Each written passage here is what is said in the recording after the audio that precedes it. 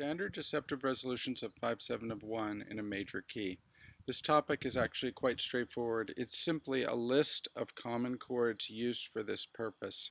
In other words, at moments where the songwriter or composer does not want the 5 chord to resolve to the 1 and instead to resolve to a chord that creates a deceptive resolution which may extend the song or extend an ending or delay the arrival on the 1 chord.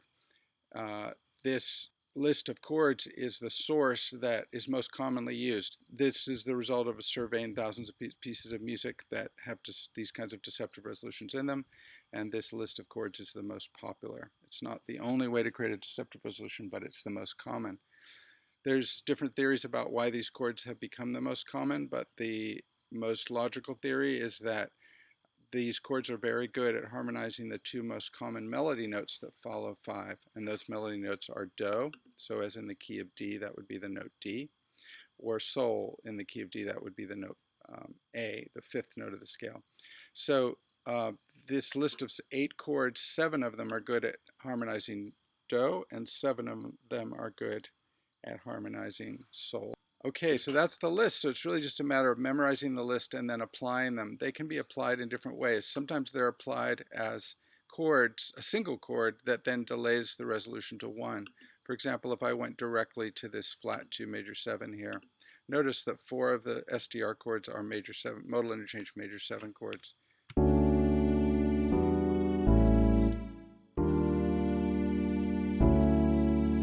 That's what it sounds like when you go directly to flat 2 and then eventually resolve to 1. It works quite well, and you can do that with any of these SDR chords. Just go to one of these chords and then go to the 1 chord. Sometimes we create chains of chords that create either a new section of music or an extended ending. Here's a sort of medium length extended ending. Our medium number of chords. Instead of just going to a single chord and then going to the 1 chord, there's a series of 3 chords that are used, and they all happen to be modal interchange major 7 chords, and they all happen to be moving in cycle 5 bass motion, which is also another common way to create an extended ending using an SDR. Now in this case, we could have a single note sustaining while these chords move underneath them to the 1 chord, but another way to deal with melody on one of these extended endings is to have a melodic motif which is repeated but is adapted to go with the chord scale of each chord of the moment. And so that's what we're demoing here.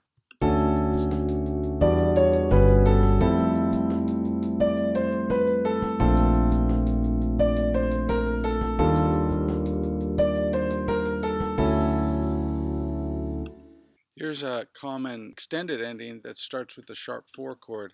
In fact, this approach is kind of a well-known cliche amongst jazz musicians and contemporary musicians as a popular way to end a song, and it's called a sharp 4 ending. And it basically begins with a sharp 4 chord and usually moves down with chromatic bass motion.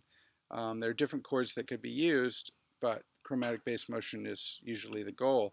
Sometimes cycle 5 motion is added in, so occasionally a chord will go down a 5th instead of down a half step. Here's one way to create a sharp 4 ending. You begin with the sharp 4 chord and then you just move down chromatically.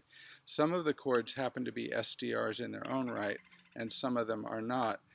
But whatever you use, you will typically choose chords that allow you to have chromatic descending bass motion. Notice that in this case, there's a sustaining note underneath the changing chords. And so this is also a good technique to use to create interest underneath a static melody.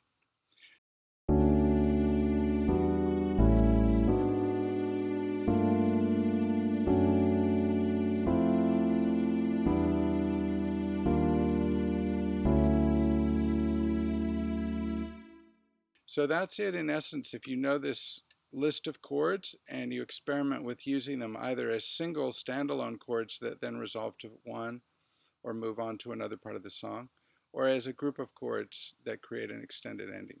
Another technique you can use, by the way, is to just sort of do mi, re, do in your melody and then plug in each one of these chords and see what they sound like. So for example,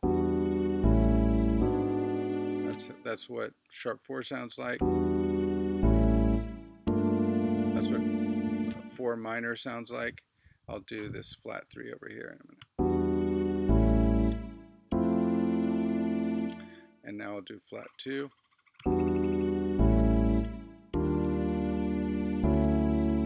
So this is a good way to get sort of the sense of what each one sounds like in this context.